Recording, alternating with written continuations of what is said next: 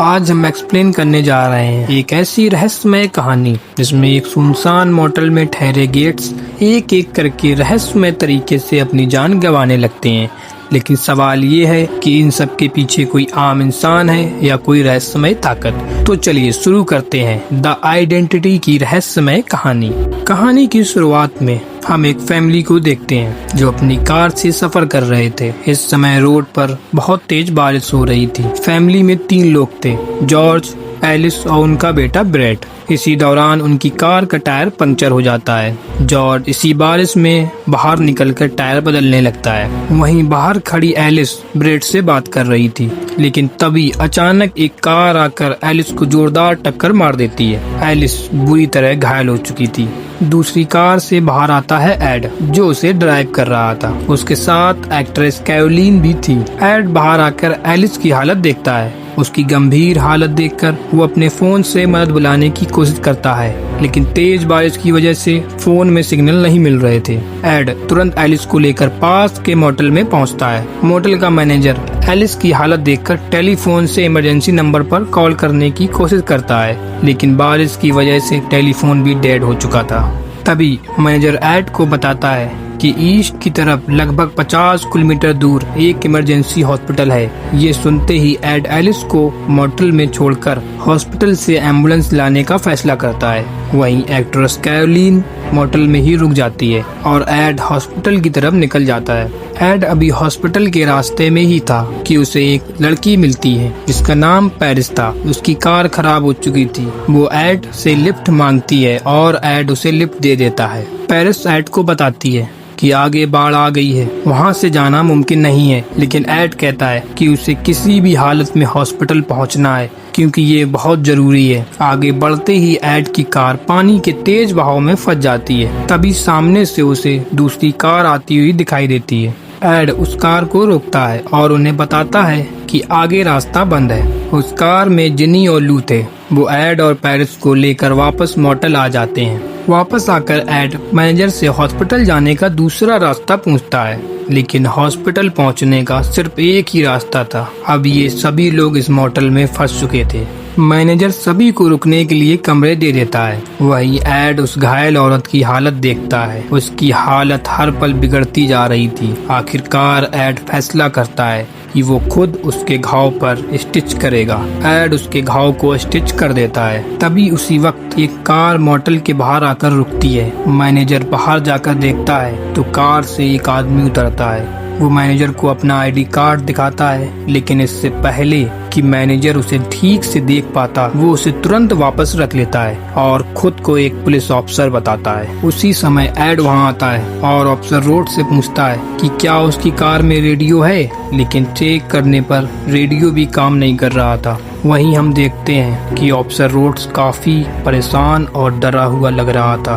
उसके साथ एक खतरनाक कैदी भी था जिसे वो जेल लेकर जा रहा था, लेकिन तेज बारिश की वजह से रोड्स को भी मोटल में रुकना पड़ता है। वो उस कैदी को रूम नंबर 10 के टॉयलेट में बंद कर देता है। अब सभी अपने अपने रूम में सो जाते हैं। उसी पल एक्ट्रेस कैरोलीन मोटल का सेलफोन लेकर सिग्नल की तलाश में बाहर निकल पड़ती है। वो चारों तरफ सिग्नल ढूंढते ढूंढते रूम से काफी दूर निकल जाती है। तभी उसे सामने से किसी की हल्की सी आहट सुनाई देती है। इससे पहले कि वो खतरे को समझ पाती, कोई पीछे से उस पर हमला कर उसकी जान ले लेता है। उसकी चीख सुनकर एड की नींद खुल जाती है और वो तुरंत रूम से बाहर निकलता है। बाहर उसे एक कंगन मिलता है। वो उसे उठाकर आगे बढ़ता है। तभी उसे लॉन्ड्री से आवाज सुनाई देती है, जैसे वहाँ वॉशिंग मशीन चल रही हो। एड लॉन्ड्री के अंदर जाता है। वहाँ सभी मशीन चल रही थी, लेकिन एक मशीन सबसे ज्यादा आवाज कर रही थी,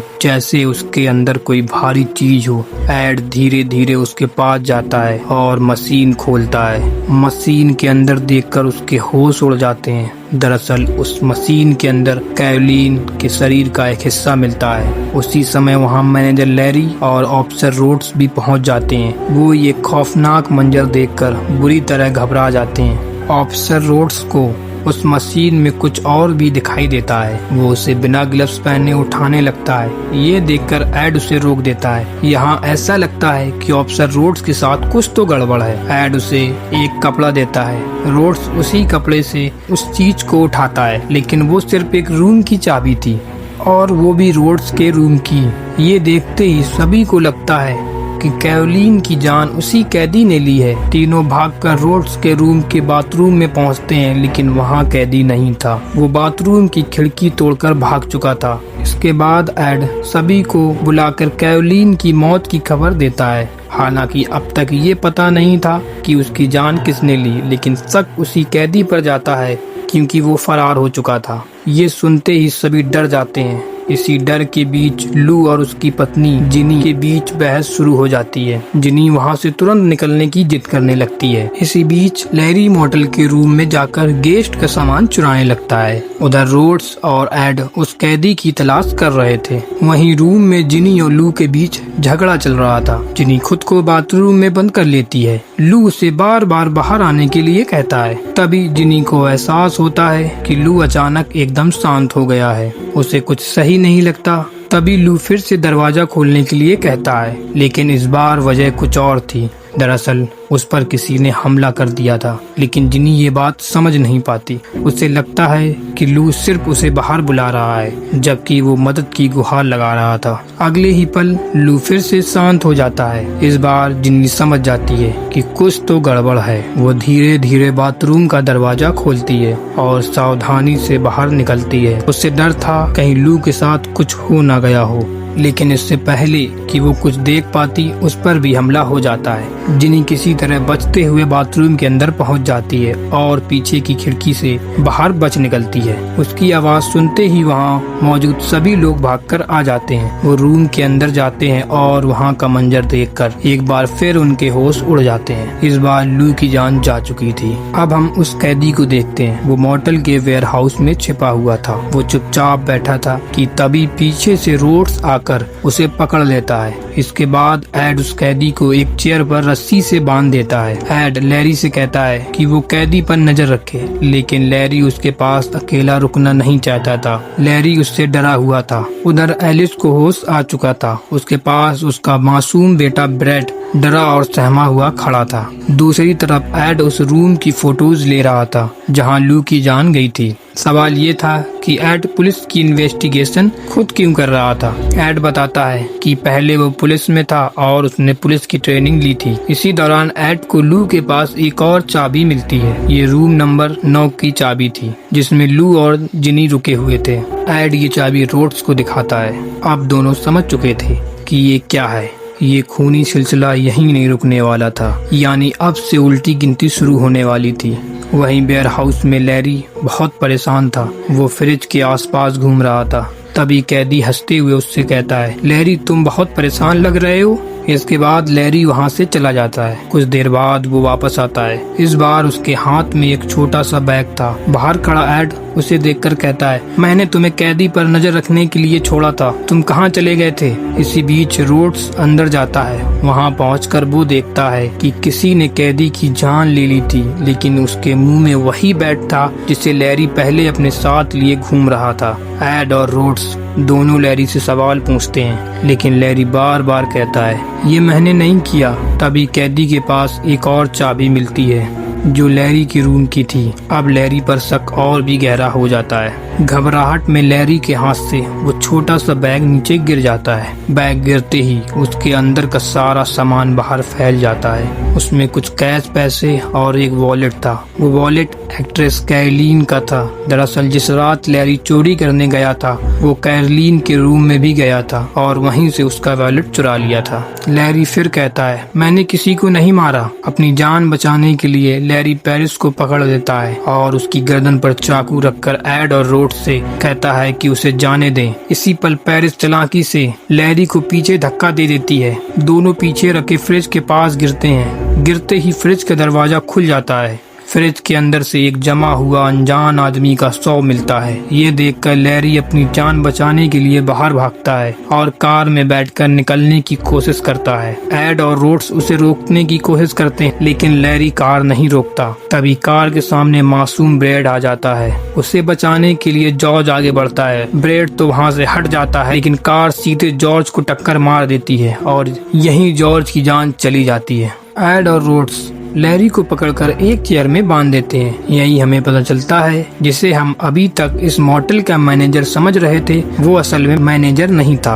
असली मैनेजर तो वही था जिसका शव फ्रिज में मिला था। तब लैरी बताता है कि 1 महीने पहले जब इस मोटेल में आया था तब तक यहाँ के मैनेजर की जान जा चुकी थी। वहीं दूसरी तरफ एलिस की भी जान जा चुकी थी। उसके पास से भी एक चाबी मिलती है, लेकिन एलिस की जान तो किसी ने नहीं ली थी। फिर भी वो इस काउंटडाउन का हिस्सा कैसे बनी। वहीं जॉर्ज के पास से भी रूम नंबर 7 की चाबी मिलती है। अब ये बात सभी को परेशान करने लगती है। तभी ऐसा लगता है जैसे इस जगह पर कोई साया हो। एड जिनी और पेरिस से कहता है कि वो ब्रेड को लेकर इस मोटेल से दूर चले जाएं। जिनी और ब्रेड पेरिस से पहले कार तक पहुंच जाते हैं। उसी दौरान एक दर्दनाक हादसा होता है। अचानक कार में ब्लास्ट हो जाता है और सभी को लगता है कि उस ब्लास्ट में जिनी और ब्रेड की जान जा चुकी है। रोड्स तुरंत आग बुझाने की कोशिश करता है, लेकिन जब वो कार के पास पहुंचता है तो वो पूरी तरह खाली थी। उसमें ना जिनी थी ना ही ब्रेड। एक और हैरान कर देने वाली बात ये थी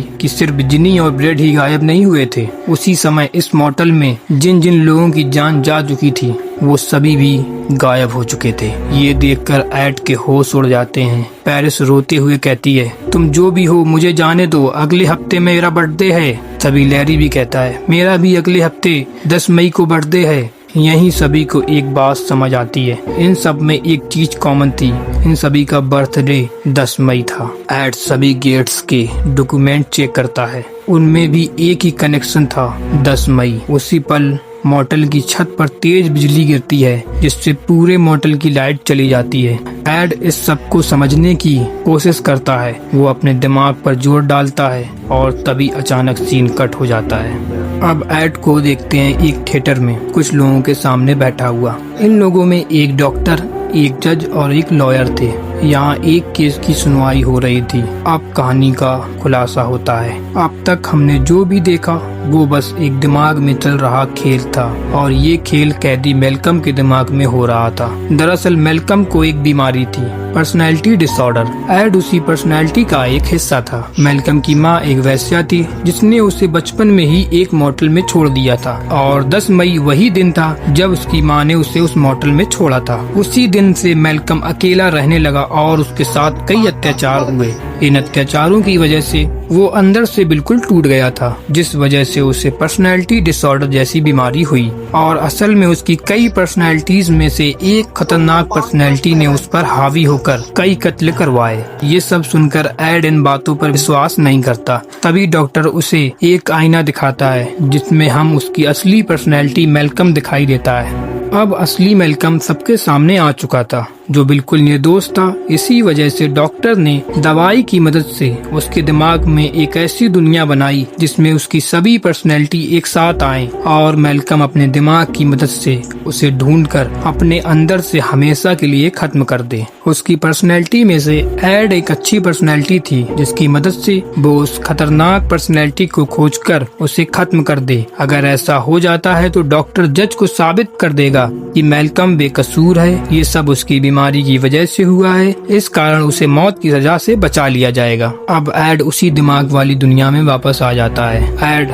मोटेल के सामने खड़ा हुआ था। अब उसे किसी भी हालत में कातिल पर्सनैलिटी को ढूंढना ही होगा। वहीं मोटेल में रोड्स बिजली के फ्यूज बॉक्स के पास जा रहा था, उसे चेक कर रहा था, और पेरिस यहाँ से निकलने के लिए पुलिस की गाड़ी में बैठती है। वो देखती है कि गाड़ी के वायर्स पहले से ही खराब किए गए हैं। साथ में गाड़ी में उसे एक क्रिमिनल रिकॉर्ड मिलता है जिसमें रोड्स की फोटो लगी हुई थी, और उसी गाड़ी की डिग्गी में उसे असली पुलिस वाले की लाश मिलती है। कहानी हमें कुछ दिन पहले ले जाती है, जहां पुलिस कैदी रोड्स और उसके साथी को जेल ले जा रही थी, लेकिन रास्ते में रोड्स चालाकी से उस पुलिस वाले को मार देता है और उसकी लाश गाड़ी की डिग्गी में डालकर उसकी ड्रेस पहनकर खुद पुलिस बन जाता है। प्रेजेंट में पेरिस भागकर एड को ये सच बताने जा रही थी। उसी वक्त पेरिस को भागते हुए देख रोड्स जाकर पेरिस को पकड़ लेता है और उसे धमकाता है। तभी लैरी पीछे से आकर रोड्स के सिर पर एक जोरदार हमला करता है। दोनों वहां से जाने ही वाले थे।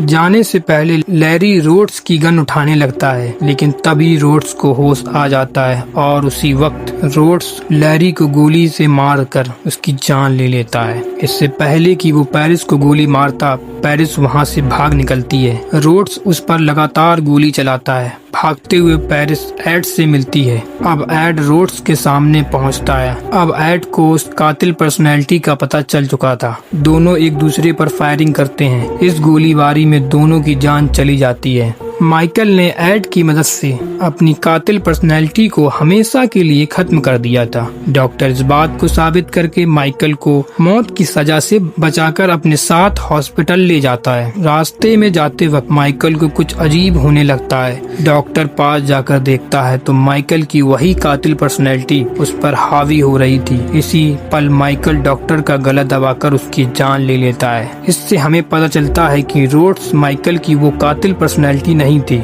वहीं हम उस दिमाग की दुनिया में देखते हैं जहां मॉटल में अकेली बची पेरिस बाग में रह रही थी। तभी उसे जमीन में कुछ दिखाई देता है। ये वही मॉटल की चाबी नंबर 1 थी। तभी पीछे हाथ में हथियार लिए ब्रेट खड़ा था। अब होता है कहानी का असली खुलासा। जिस मासूम बच्चे को हम अब तक सिर्फ एक बच्चा समझ रहे थे, आखिर में वही मैल्कम की असली कातिल पर्सनैलिटी निकला। यानी अब तक जो कुछ भी हुआ था उसके पीछे वही था। और इसी चौंकाने वाली खुलासे के साथ आइडेंटिटी की ये रहस्यमयी कहानी खत्म होती है। अगर आपको वीडियो पसंद आई हो तो लाइक करें और चैनल को सब्सक्राइब करना ना भूलें।